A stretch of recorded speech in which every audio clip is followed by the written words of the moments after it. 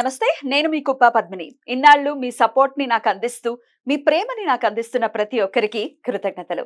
ఇప్పుడు చూడబోతున్న ఈ వీడియో కూడా ఖచ్చితంగా మీకు ఉపయోగపడుతుంది. లైక్, షేర్ అండ్ సబ్స్క్రైబ్ చేసి మీ ఇష్టాన్ని అలాగే మీ సపోర్ట్ ని నాకు అందించండి. అలాగే ఈ వీడియో పట్ల మీ అభిప్రాయాన్ని కమెంట్ సెక్షన్ లో కమెంట్ చేసి నాకు తెలియజేయండి. నమస్తే. జ్యోతిష్య శాస్త్రం ఒక అద్భుతం. వేదాంగమైన జ్యోతిష్య శాస్త్రం అనేటువంటిది మానవ జీవన గమనానికి ఒక వరం. జ్యోతిష్య శాస్త్రం నీ జీవితంలో వెలుగునింపే ఒక భాష. ఆ భాష నీకు అర్థమైతే ప్రకృతి నీతో మాట్లాడుతుంది. అస్ట్రాలజీ నేర్చుకోవాలి అనుకునే వారికి అద్భుత అవకాశం. మురళీధర శర్మ గారి అస్ట్రాలజీ క్లాసెస్ అతి త్వరలో మొదలు కాబోతున్నాయి. 100% జాబ్ గ్యారంటీ. వివరాల కొరకు సంప్రదించండి. నమస్తే, వెల్కమ్ టు అవర్ ఛానల్. నేను పద్మిని. ప్రస్తుతంతో పాటు ప్రముఖ ఆధ్యాత్మికవేత్త, వాస్తు జ్యోతిష పండితులు కేఎస్ఆర్ గారు మనతో పాటు ఉన్నారు. మాట్లాడదాం. సార్ నమస్తే. సార్, ధనాధిపతుల గురించి చెప్తూ ఉన్నారు.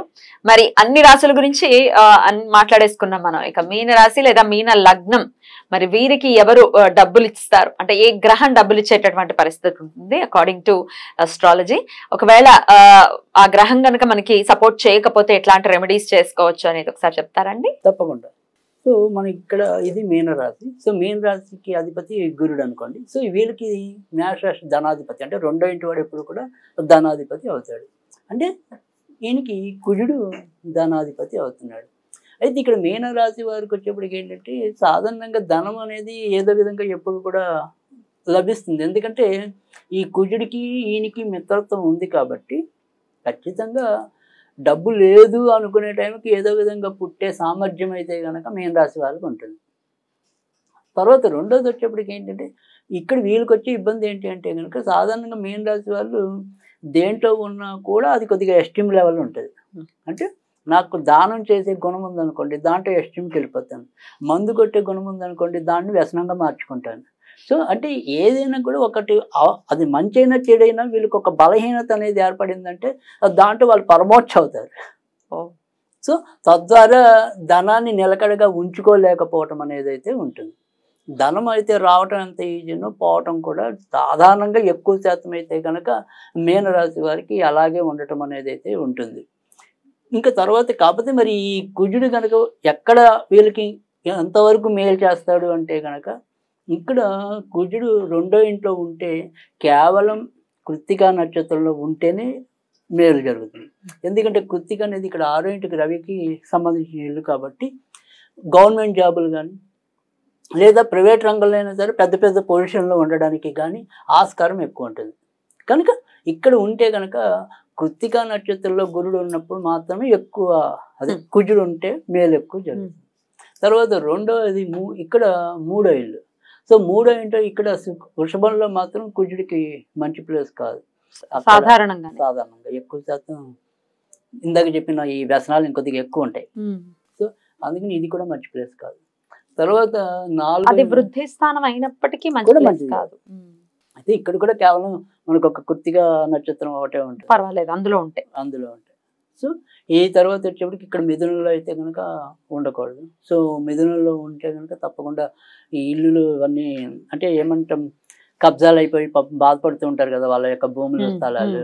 ఆ రకంగా డబ్బును పోగొట్టుకునే వాళ్ళు ఎక్కువ ఈ మిథునంలో ఈ ధనాధిపతి ఉన్నప్పుడు అవుతుంది. సో అందుకని మిథునంలో ఉండటం కూడా మంచిది కాదు. ఇక్కడ తర్వాత ఐదో ఇల్లు వచ్చేప్పటికి కర్కాటకంలో కుజుడికి నీచస్థానం. ఇక్కడ కూడా మరీ పెద్దగా యోగించదు. ఒకవేళ యోగిస్తే పిల్లలు పుట్టాకే యోగించడం అనేది ఉంటుంది. పిల్లలు పుట్టక ముందైతే యోగింపు అనేది ఉండదు. ఇక ఆరో ఇల్లు సింహంలో ఉంటే మాత్రం బాగుంటుంది. సో అటు ఉద్యోగాల ద్వారా సంపాదించడానికి ఉంటుంది. తర్వాత రెండోది ఏంటంటే వీళ్ళకి ఏమైనా రావాల్సిన వారసత్వ ఆస్తులు ఏమైనా కోర్టు వివాదాల్లో ఇరుక్కున్నాయి అనుకోండి, ఆ కోర్టులో ఎప్పటికైనా సరే వీళ్ళకి అనుకూలకంగానే తీర్పు రావటం అనేది ఉంటుంది. కనుక ఇక్కడ సింహంలో ఉండటం అనేది కూడా మంచిదే. ఇంకా తర్వాత వచ్చేప్పటికి కన్య సప్తమంలో ఇక్కడ కుజుడు ఉండటం కూడా మంచిది కాదు. ముఖ్యంగా భార్యాభర్తల వివాదాల్లో డబ్బును పోగొట్టుకోవటం అనేది ఎక్కువ ఉంటుంది. తులలో ఉన్నా కూడా మళ్ళీ ఇబ్బంది ఉంటుంది. కానీ ఇక్కడి నుంచి అంటే వృశ్చికం కానీ ధనస్సు కానీ మకరం కానీ మూడిట్లో ఎక్కడున్నా కూడా తప్పకుండా యోగింపు అనేది ఉంటుంది.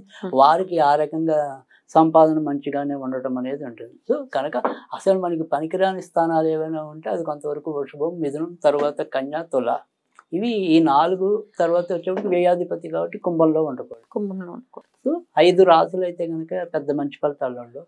సో మిగతా 7 రాసుల్లో కొంతవరకు మంచి ఫలితాలు ఇవ్వటం అనేది అయితే ఉంటుంది. అయితే లాభస్థానంలో కుజుడు ఉచ్చ పొందుతాడు కాబట్టి మంచిది. అందుకే ఇక్కడ మనం వృచ్చికం స్వక్షేత్రం, స్వక్షేత్రం, ఇది మిత్రక్షేత్రం, అది ఉచ్చ క్షేత్రం శనిది.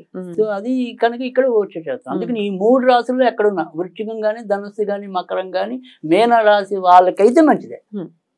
సో మిగతా మనం చెప్పలేం కానీ బట్ మేన రాశి ఇప్పుడు మనం మాట్లాడుకుంటున్నాం కాబట్టి మేన రాశి ధనాధిపతి గురించి మాట్లాడుకుంటున్నాం కాబట్టి ఆ ధనాధిపతి వృశ్చికం కానీ, ధనుస్సు కానీ, మకరంలో అయితే కనుక ఖచ్చితంగా ఉండొచ్చు. మరి ధనాధిపతి లగ్నంలోనే ఉంటే, ధనాధిపతి లగ్నంలో ఉన్నప్పుడు ధనం రావడానికి ఏదైనా కూడా పెద్ద ఇబ్బంది అయితే ఉండదు, కానీ రావటం పోవటం అన్నట్టుగానే ఎక్కువ ఉండటం అనేది ఉంటుంది. అందుకే ఇందాక కూడా మనం చెప్పుకున్నాం, ఇక్కడ ఉంటే కనుక అక్కడ ధనాధిపతి ధనస్థానంలో ఉంటే ఇక్కడ కృత్తికలో ఉంటే కనుక అది కొంతవరకు ఇంకా ఎక్కువ అదృష్టం ఉంటుంది అనేది.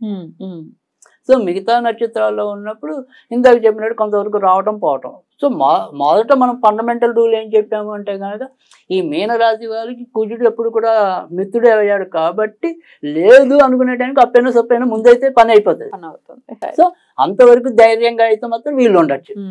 అమ్మో రేపు ఎలాగా అని వీళ్ళు లోపల టెన్షన్ పడినా ఎవడో ఒక పుణ్యాత్ముడు లాస్ట్ మినిట్ లో వీళ్ళు వడ్డెక్కిస్తూ ఉంటాడు. ఆ రకంగా మాత్రం మీనరాశి వాళ్ళకి ఖచ్చితంగా మేలు జరగటం అనేది అయితే ఉంటుంది. ఒకవేళ మీరు అన్నట్టుగా ఈ రాసుల్లో వృషభ, మిథున, కన్య, తులలో కనుక ఒకవేళ కుజుడు ఉంటే ఎట్లాంటి రెమెడీస్ చేసుకోవాలండి? ఒకవేళ మనం చెప్పిన రాసుల్లో అంటే మంచి రాసులు నేను చెప్పి మంచి రాసుల్లో ఉండి కూడా లేదా ఇబ్బందులు పడుతున్నాం, లేదా ఈ రాసుల్లో ఉండి ఇబ్బందులు పడుతున్నాం. ఇక్కడ మనం చేయాల్సింది ఏంటంటే కుజుడికి సంబంధించిన రెమెడీ అనేది చేసుకోవాలి. సో ఇక్కడ వాళ్ళ ఇంటి అవకాశం ఉంటే కనుక దక్షిణంలో ఏదైనా సరే, అంటే ఒకవేళ హిందూస్ అయితే కనుక ఎరుపు రంగులో ఉండేది ఏదైనా కానీ వినాయకుడి బొమ్మ పెట్టుకోవాలి. దక్షిణంలో ఎరుపు రంగుది అంటే లేదా సింధూర కలం అంటారు, అలాంటి రంగులో ఉన్న గణపతి బొమ్మ దక్షిణంలో పెట్టాలి. అప్పుడు సంపదలు వృద్ధి చెందటం అనేది ఉంటుంది. లేదు సుబ్రహ్మణ్య స్వామికి సంబంధించిన కరావలంబ స్తోత్రం కానీ, భుజంగ స్తోత్రం కానీ చదువుకుంటే కానీ, లేదా మాలా మంత్రం, ఈ మూడిట్లో ఏది చదివినా కానీ రెగ్యులర్గా మంచి జరగటం అనేది ఉంటుంది.